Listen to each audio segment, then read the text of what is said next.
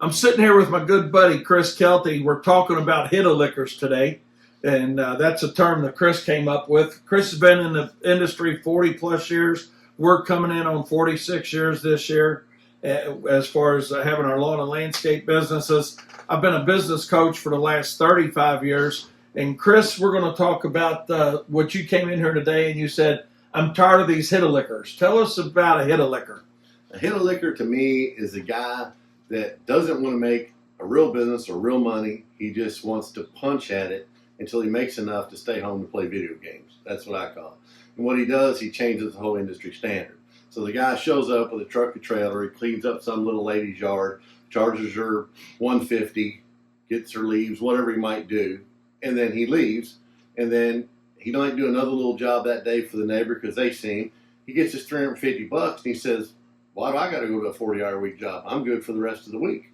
So he just hits a lick. Then he goes home and plays his video games, hangs out, and does nothing. He doesn't worry about maintaining equipment, having the right kind of equipment, advertising.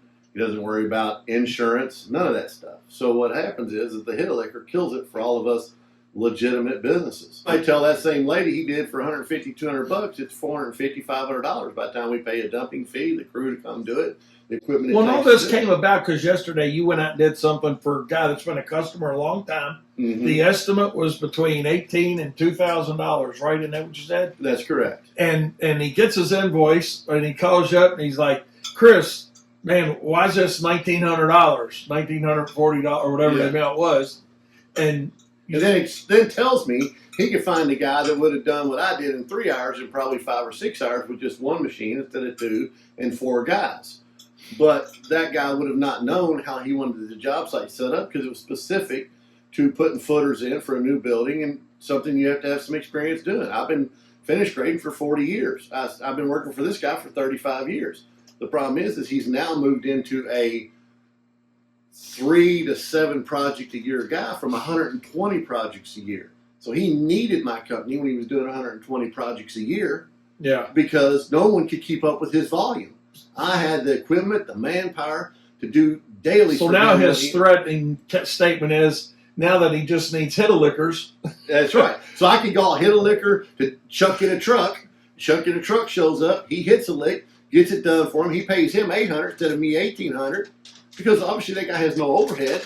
That guy's tickled pink because he's thinking, man, I made about $100 an hour. And he's making more than you are on a $1,900 invoice. Yeah, because by the time I pay my overhead, I pay for the equipment, the tires, the brakes, the maintenance, everything it takes to keep what I got on that site.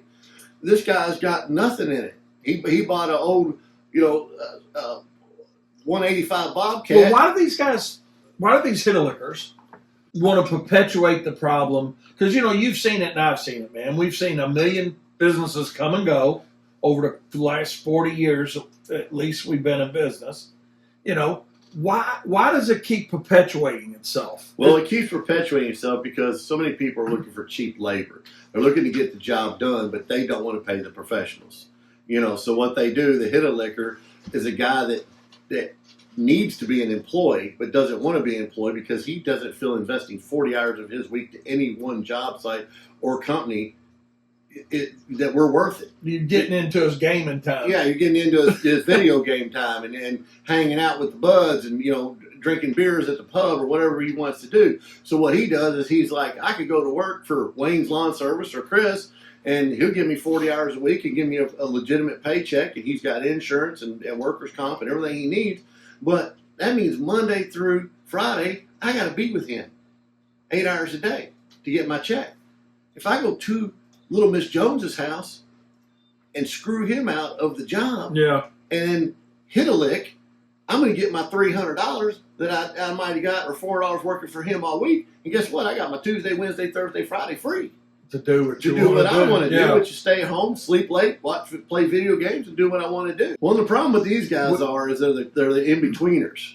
They're what I call the tweeners because they don't want to be an employee, but they don't have the business ethics to be a business. So, oh my God, that is so true. I did a seminar just yesterday, man, down in Evansville, and one of these idiots commented, that was at my seminar, but some idiot on Facebook commented, well, what are you going to teach somebody, man? We've been doing the same thing, cutting grass for 30 years, make tall grass short. That's the guy that needs to have his ass in there. He's a hit-a-licker. Right. Well, I'm gonna tell you It what. ain't got nothing to do with cutting grass or whatever, digging we're up doing. whatever the hell you were doing yesterday. What were you digging up? Digging up Asphalt. and prepping a job for a footer. It's knowing the business side of that. So, be a hit-a-licker if you want. Well, man. I'm gonna tell you right now. This still sticks with me today. I was mowing 435 pieces of property a week at the height of my heaviest lawn mowing career, and I had 22 guys doing that. And I went to one of your seminars, and you said, and I quote, "You only got one time for a 52-inch lawnmower to make a 52-inch cut." And I sat there and go, "How's that possible?" And you went, "It's the first time you go around the yard." And I started thinking, he's damn right, because the next time you use only 48 inches of the lawnmower or 43 inches of the lawnmower because you're always overlapping. Yeah. So a 52-inch lawnmower is never 52 inches, only except one time Yeah. in its circle. Yeah. And I'm like, here I was, thought I could cut grass in my sleep and everything there was about it. And you said that, and I'm like, that's logic I never put to break. So that's why you got to go to these. Other people know stuff you don't know. And the minute you think you know everything, you might as well just go ahead and sell your stuff and get out. They become the hit-a-lickers. They become the hit-a-lickers. And that's the thing about it. It's like, and you're right, the hit-a-licker makes more money than anybody because he doesn't have any business model. He doesn't pay into any insurances. He doesn't pay into being in business like we have to. He knows nothing about the tax ID numbers and paying your quarterly taxes and your employee taxes and all that. That's way over his train of thought. What he knows how to do is hook a 16-foot trailer to the back of Grandpa's given to him truck and go out there and take a couple hand tools and charge somebody $150 to clean up a yard and then basically back up by the old railroad trestle and shove it out by the tracks and not even pay the dumping fee and then leave and say, I did good today. Yeah. If you're going to do it legitimately, you got to have dumpsters on site. You got to have a place to bring your materials back. You got to have the people to cut it up, the saws, and stuff you need to do the job. And the hit-a-licker don't want that.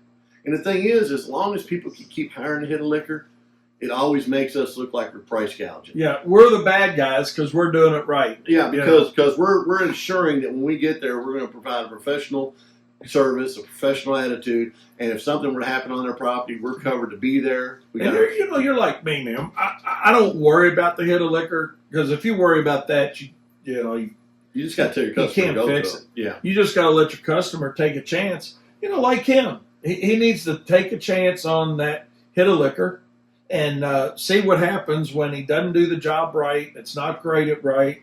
Then he comes in and then he's got to call him back. And now he's not in the mode to hit a lick because he's still got some money left. Well, the thing is that the person's looking back for him. Today he's doing windows. He ain't doing grading. He's not doing landscaping. Yeah. He's not the same guy he was 20 minutes ago. His skid steer broke down now. He can't afford to get the hydraulic line fixed. That's exactly true. And the thing is, the customer needs to start thinking about that. It's not even so much the hit-a-licker we need to educate. It's the customer. They need to start understanding that if they want repetition from the contractor they're hiring, they need to hire somebody that's able to give them repetition.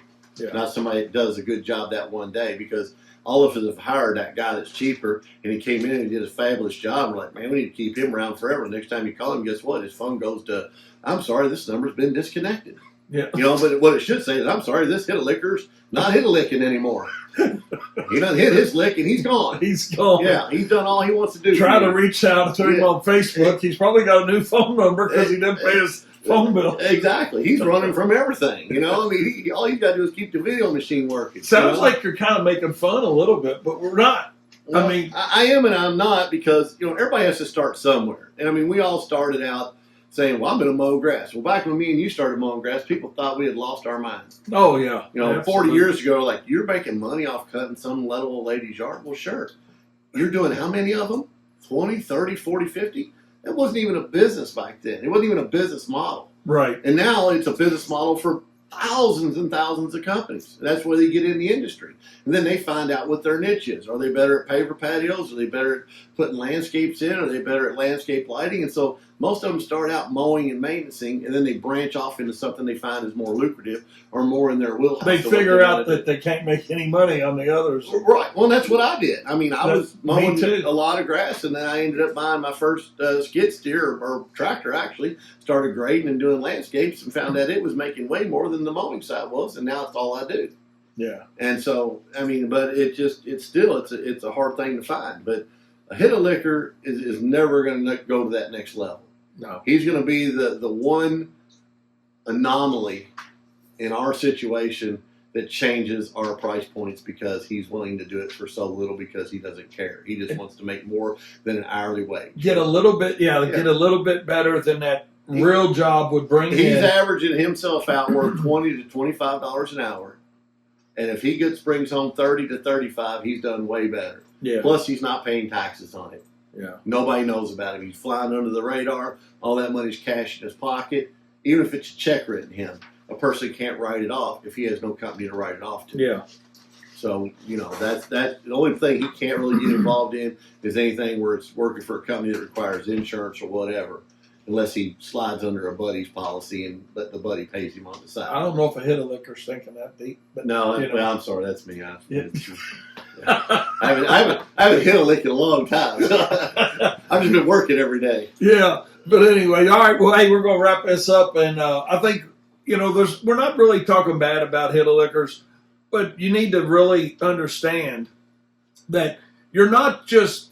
Chris and I are going to survive, obviously. Man, 40 years. I mean, we're beating the odds. We're going to beat the odds, but we're beating the odds because we're not hit a liquors. Right. So don't think you got to be a hit a liquor to do well. I mean, all that happens is you have to transform your business.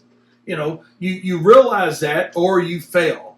And the reality of it is, when you look at statistics for our industry, that's why most people fail. I mean, that's why you don't see many companies that have been around 40 years in this industry, is because they won't implement a business model. Well, and that's what's happening in our industry too. That I found out. I told the painter one time I went to a job site and the painter showed up and said, "Well, I can't afford your services. You're too expensive." I said, "You're the only guy I know that can show up with $800 worth of equipment in the back of a Chevy S10 and make $5,000 off a house. I can't get 1% off a new house, and I got $500,000 sitting out in the street."